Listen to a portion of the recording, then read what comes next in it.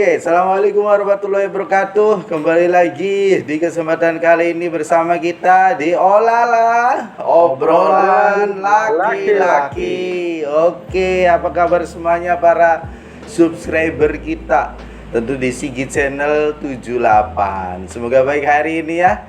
Oke, hari ini kita akan bahas tentunya tentang obrolan laki-laki yang pastinya hari ini akan mengangkat guru PS buruh ya versus buruh.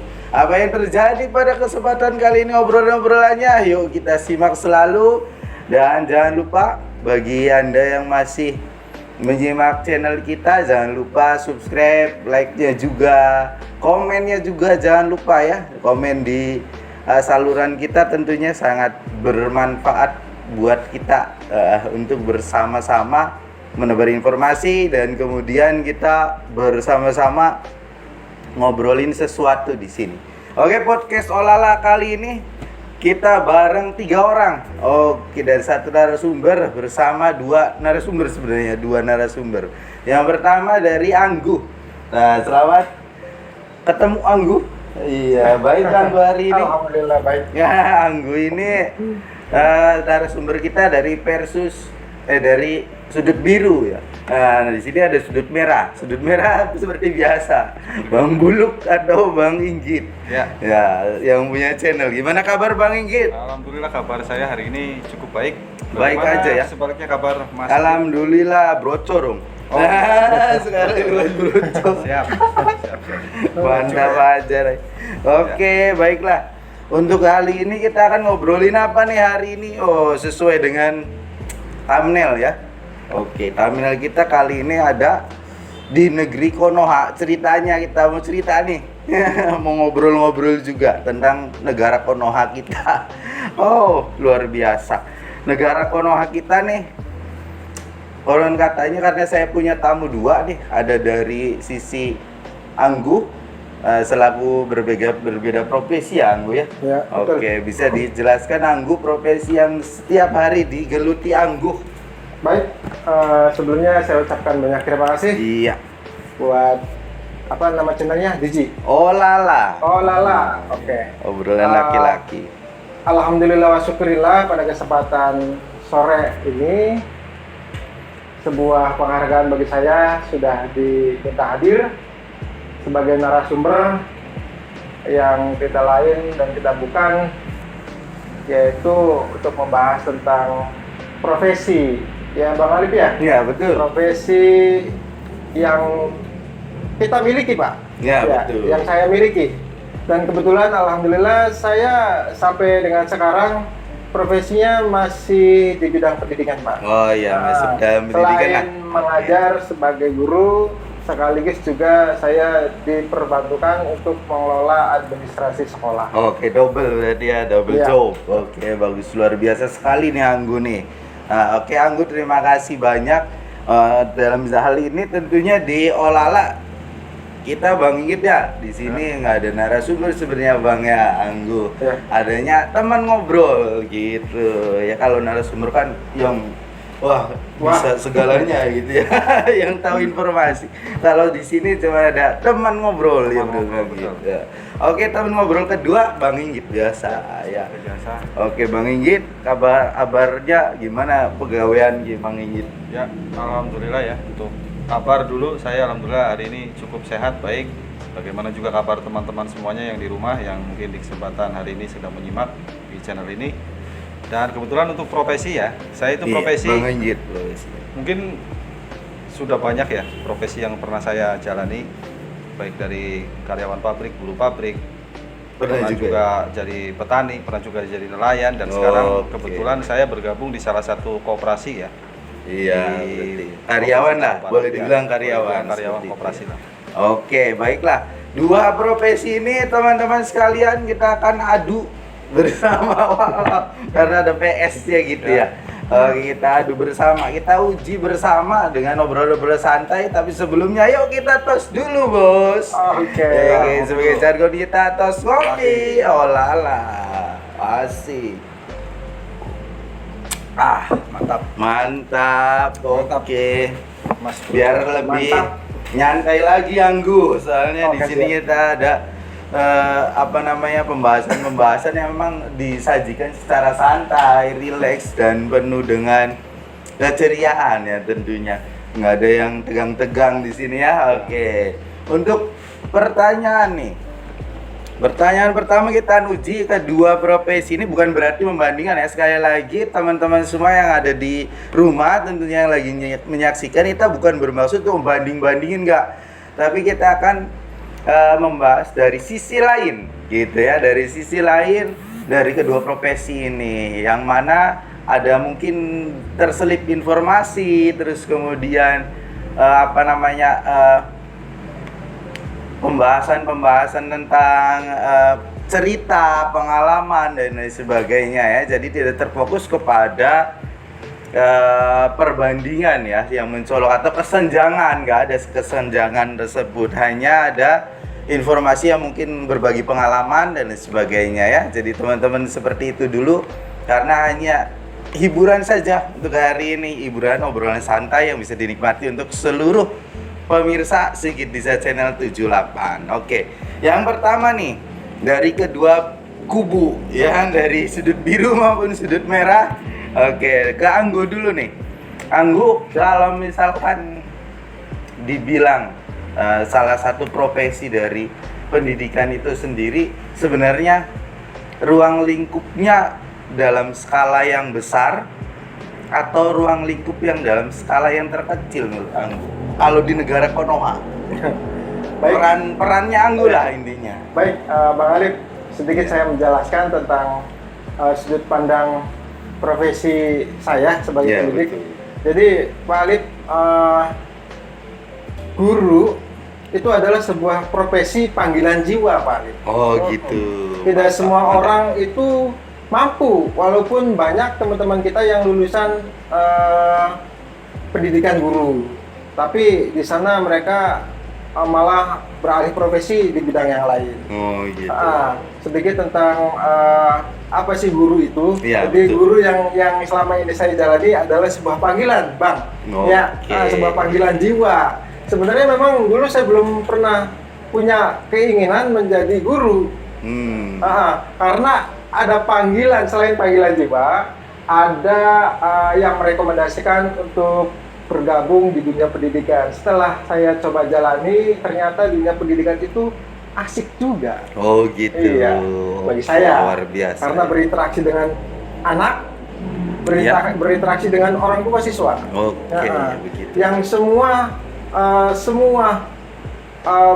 baik orang tua siswa maupun lingkungan pendidik, semuanya mempunyai visi dan misi untuk mencerdaskan anak Kehidupan bangsa. Iya, betul sekali. Itu yang setuju. menarik buat saya. Oh gitu, jadi Iya. hanya panggilan jiwa gitu ya. Iya, betul. Dan peran sertanya ya hanya mencerdaskan kehidupan bangsa. Di samping banyak hal ya Iya. yang melingkupi, Iya, luar betul. biasa sekali. Jadi teman-teman sekalian, itulah peran serta dari profesi guru sebenarnya ya. Hanya panggilan jiwa.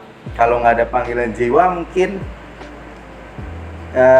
semua guru juga akan banyak yang komplain ya Kang ya. Iya, betul. Kalau misalkan anak-anak kita nih di rumah gitu ya tidak berkenan dengan pelayanan dari seorang guru, mungkin banyak komplain ya. Banyak Tapi komplain. karena saking panggilan jiwa jadi mereka menerima dengan Iya, baik betul. tentunya. Oke, kita beralih ke Kang Inggit. Kang Inggit, perannya Kang Inggit sebagai seorang karyawan atau pekerja Ya, menurut Bang Inggit dalam kehidupan. dalam kehidupan ya. Mungkin untuk saya mewakili juga mungkin teman-teman yang sama ya, merasakan seperti ya, berprofesi seperti saya. Jadi kalau untuk guru sebenarnya kita pertama yang ada di pikiran kita adalah untuk memenuhi kebutuhan keluarga ya. Iya, Jadi betul. profesi apapun di bidang apapun kalau guru, jadi pikiran kita hanyalah untuk memberikan nafkah Untuk secara ya untuk keluarga lah, mungkin kebutuhan keluarga supaya bisa dapur bisa berjalan, bisa keluar asap ngebul gitu. Tapi pada realitanya ya di negeri Konoha ini Iya.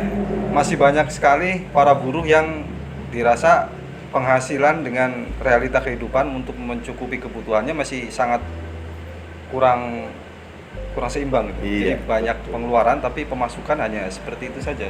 Oh gitu. Karena tidak semua profesi buruh juga kan pemerintah mengetahui gitu loh. Pendapatan berapa, Iya. pengeluaran berapa. Jadi sangat kesenjangan dari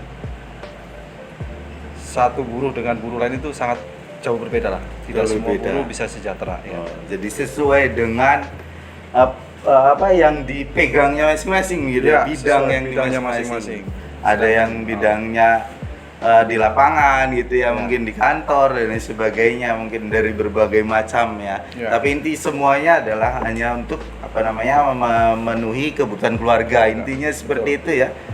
Dan peran sertanya juga hanya sebagai apa ya? Itu ya, Bang ya. Jadi sebagai tolak ukur penghasilan, Tolak intinya ukur. seperti itu ya. Oke, baiklah. Oke, karena Kang kita udah nyinggung-nyinggung nih masalah kesejahteraan. Ini sensitif sih, tapi harus dibahas juga nih kan supaya rada sedikit masuk jurang lah intinya, pinggir jurang.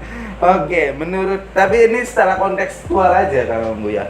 Oke. Jadi kontekstual aja, bukan berarti kita membandingkan kesejahteraan satu dengan yang lain, tapi tidak. Hanya ingin tahu definisi dari kesejahteraan itu sendiri itu apa bagi Anggu.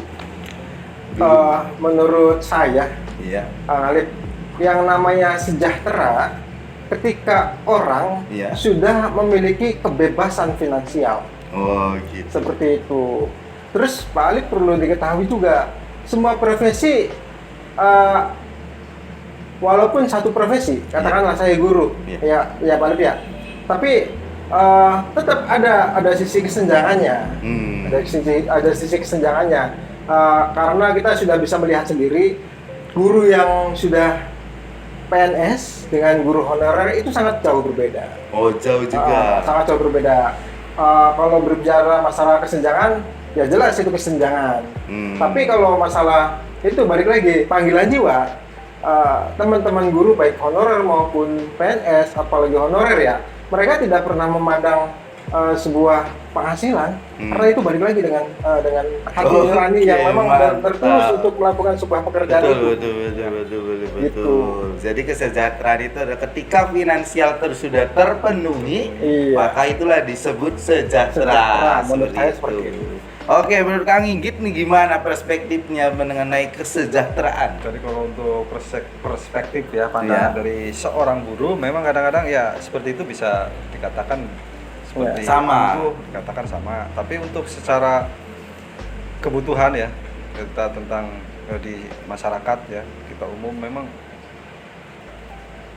bagaimana kita bisa mensejahterakan ya diri kita dan keluarga kita, sedangkan kita waktu dalam bekerja kan satu hari biasanya kalau buruh kan minimal 8 jam ya. 8 jam. Jadi 8 jam mencari pekerjaan dengan kebutuhan di rumah yang hanya penghasilan selama 8 jam kita tidak bisa mencari sampingan atau pekerjaan lain.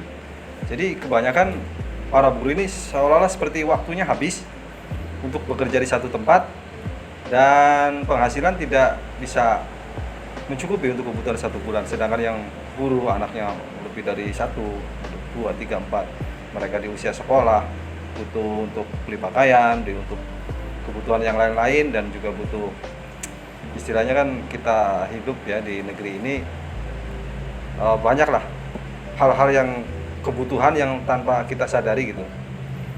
Kayak misalkan anak sakit juga kan kita pemerintah memang sudah ada berobat gratis di puskesmas segala macam, tapi kan ada kalanya juga kita berobat yang memang tidak mengandalkan jaminan kesehatan dari pemerintah gitu, yang tanpa kita duga.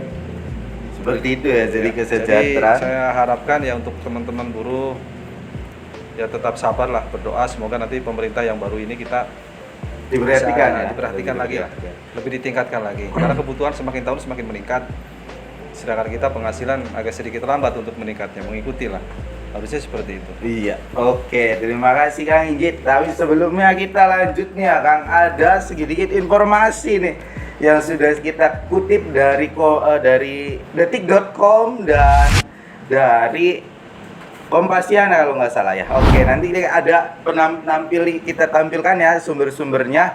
Ternyata nih Anggu dan Anginggit, kita harus tahu nih informasi dari 5 negara yang punya gaji guru terbesar. Oke, kita akan kasih informasinya ya. Mengenai kesejahteraan tadi mungkin berkesinambungan dengan ini ya, dengan apa korelasinya mungkin Anggu ya. Yang pertama dari Luxembourg nih. Luxembourg gaji guru SD 1,1 miliar per tahun, Anggu. Luar biasa, bisa beli mobil, bisa beli apa ya. Luar biasa. Nah, golongan gaji tertingginya 2 miliar. Ada di antara 1,1 miliar dan 2 miliar menurut Per tahun ya, Pak? per tahun menurut detik.com. Kemudian yang kedua, di level yang kedua ada gaji gurunya 1,1 miliar dan paling tinggi dari guru SMA 1,7 miliar dari Jerman. Ya, Jerman memiliki ranking kedua terbesar gaji guru. Ya, guru SD 1,1 miliar sampai 1,2 dan guru SMA 1,7 miliar. Kemudian di peringkat ketiga atau ranking ketiga ada Swiss. Nah, Swiss ini gaji gurunya 980 juta per tahun. Luar biasa, 980 juta per tahun. Kemudian guru SMA 1,9 miliar lah, sekitar segitu ya. Kemudian yang peringkat keempat Afrika Selatan, wong ireng. Ya, Afrika Selatan luar biasa. Ini mencengangkan juga ya. Afrika Selatan ternyata mempunyai ranking keempat di dunia yang memiliki gaji guru terbesar, yaitu 931 juta per tahun. Untuk gaji awal ya. Gaji awal gurunya ya. Untuk selanjutnya beberapa tahun kemudian kalau udah berpuluh-puluh tahun 1,6 miliar bisa mencapai ya, seperti itu. Kemudian yang terakhir dari Denmark. Denmark gaji awalnya saja guru baru masuk ke sekolah tingkat dasar ataupun guru yang awal. Guru awal mencapai 870 juta per tahun.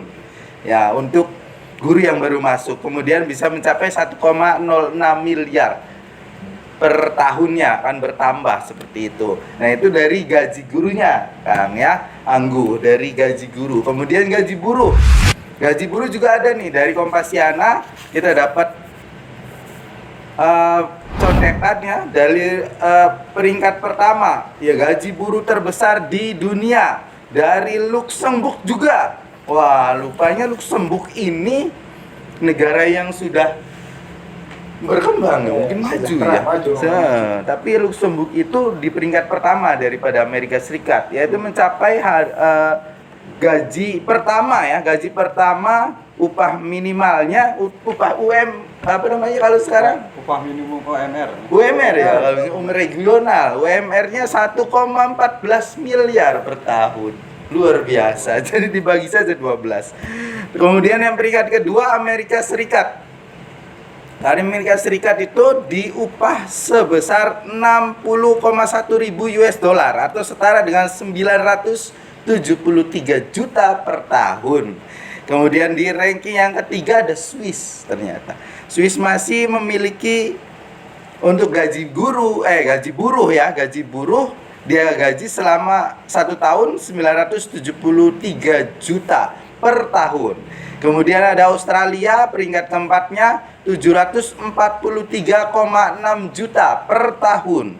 Dan yang terakhir ada Irlandia. Irlandia itu mencapai 737 juta per tahun. Ya, ini adalah negara-negara mungkin yang sudah di atas kita mungkin ya.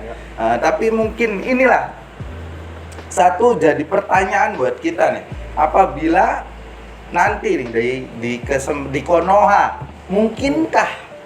Nah, di Konoha mungkinkah bisa perspektif atau barometernya bisa ke negara-negara itu tidak? Gitu. Kira-kira Anggu dulu deh. Oke. Baik, untuk membandingkan upah baik buruh maupun buruh, yang konon banyak negara-negara namanya ya tadi dari peringkat 1 sampai 5 ya, terbesar di dunia. Terbesar di Terus dunia. bagaimana dengan Indonesia? Bukan Indonesia, Konoha. Konoha. Oh, iya. Di Konoha. Bagaimana dengan negara Konoha? Iya, betul. Tidak ada yang tidak mungkin. Tidak ada yang tidak mungkin. Tidak ada yang tidak mungkin. Luar biasa. Yang penting negara Konoha itu memiliki regulasi yang jelas, itu ya regulasi yang jelas. Terus selain itu, kedua, negara Konoha sudah ditopang dengan ekonomi yang baik. Ya Pak Alif ya? Iya. Ekonomi yang baik itu yang bagaimana sih? Banyak pelaku usaha yang membangun dunia usahanya di negara Konoha. Wah. Terus itu sektor bisnis. Terus ada lagi bagaimana negara Konoha mampu mengelola sumber daya alamnya dengan baik. Betul. Itu kedua. Terus yang ketiga, kemampuan finansial ekonomi negara Konoha juga harus baik. Ketika semua sumber itu, pasti ekonominya akan semakin baik. Ketika ekonomi baik, maka semua pelaku usaha, semua buruh, baik buruh maupun guru akan diperhatikan secara otomatis. Mengimbas ke sana berarti. Iya, betul. Ya. Jadi Iya, betul. semakin banyak pengusaha, semakin banyak lagi pemasukan yang memungkinkan ya. Bisa balik itu. Memungkinkan, mungkin ya Mungkin, bisa. mungkin bisa. Mungkin bisa, tapi ya nggak tahu juga. Berapa Kemungkinan itu tahun nggak tahu berapa tahun, berapa ratus tahun kali ya. Bisa jadi loh. Iya betul. Tapi ada kemungkinan lah. Ada kalau kemungkinan, begitu. ada. Menurut Bang Inggit gimana?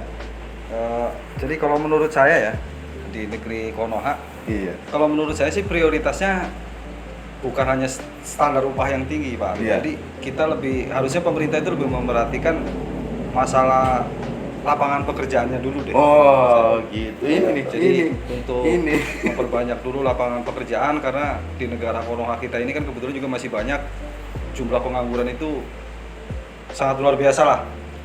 Lulus Betul. sekolah menengah atas, mereka kan kadang-kadang tidak melanjutkan ke jenjang perguruan yang lebih tinggi, pendidikan lebih tinggi, mereka kebanyakan ya mencari-cari pekerjaan, dan kebetulan ya sangat sulit sekali untuk sekarang untuk mencari pekerjaan di jenjang sekolah menengah atas, itu sulit. Jadi menurut saya kalau misalkan pemerintah melihat atau mendengar ini, keluhan saya sebagai masyarakat atau rakyat Konoha ya, rakyat kecil, harapan saya adalah untuk memperbanyak lapangan pekerjaan. Jadi setidaknya pemerintah juga ikut terus ya, sekarang mungkin masih terus ya, untuk pengembangan UMKM, memberikan bantuan, dukungan kepada masyarakat. Mohon lebih ditingkatkan lagi, lebih diperbanyak lagi untuk menerima bantuan dari para pelaku UMKM yang ada di negeri Konoha kita ini.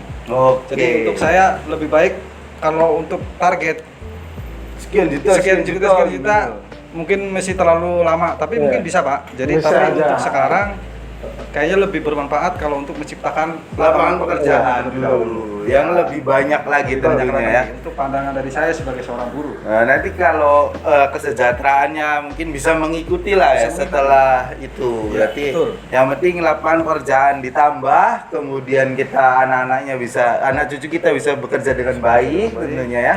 Kemudian nanti bertahap supaya anak-anak kita juga nanti kita bisa mendapatkan pendidikan yang jenjangnya lebih bagus daripada betul. orang tuanya. Oke, baiklah kita untuk hal kesejahteraan itu sekedar informasi sebenarnya Anggo ya, hanya informasi saja yang kita sampaikan kepada teman-teman semua yang di sana. Barangkali ada yang belum baca kan gitu, kita bacain makanya ya, dari beberapa sumber yang memang sudah mumpuni lah di dalam bidang kesejahteraan bagi kedua pekerja ini.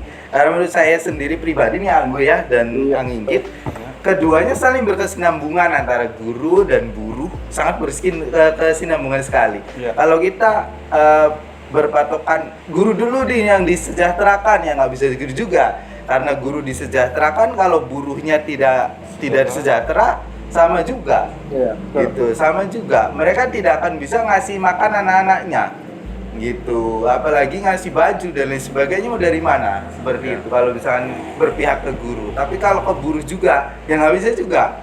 Ya karena guru juga butuh. Ada keluarga di rumahnya, seperti itu. Punya keluarga juga di rumahnya. Kemudian anaknya juga butuh sekolah dan lain sebagainya. Jadi keduanya harus berkesinambungan. Mudah-mudahan pemerintah Konoha nih mampu memperhatikan kedua hal aspek yang memang sangat disoroti sekali. Karena banyak, kalau kita ngelihat ke atas ya, karyawan yang sudah di perusahaan-perusahaan yang memang jelas gitu ya, itu luar biasa, masih bisa dikatakan layak lah. Tapi kalau misalkan yang tidak jelas, misalkan buruh tani dan Tani, sebagainya yang tidak buruh tahu bangunan. ya buruh bangunan yang tidak jelas, Ya, ketika dia sudah selesai pekerjaan, selesailah selesai. gajinya, artinya tidak mengalir seperti itu. Nah, ini yang harus kita Jaminan keselamatan Betul. untuk mereka pun juga kadang-kadang tidak ada. tidak ada, makanya kita harus perhatikan juga keseimbangan antara keduanya. Betul. Dan guru juga sama ya, Anggu ya. Betul. Nah, seperti tadi yang dibilangkan ada honorer, ada PNS dan gitu ya kan, ada PNS yang memang sudah diakui ya, sudah mengalir gajinya. Tapi ketika menjadi guru honorer, ya hanya ketika dia membutuhkan, Iya, gitu. betul. Ketika dia sudah ingin keluar pun, ya sudah selesai.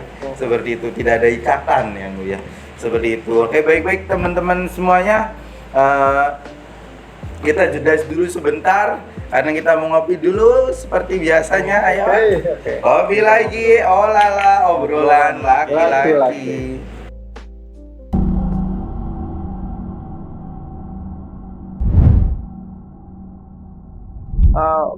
Ceritanya perkiraan sekitar tahun 2007 setelah tersambung ternyata diangkat Alin. Diangkat, cuman tidak ada bahasa halo, apa kabar, gaum, nggereng, gitu ya.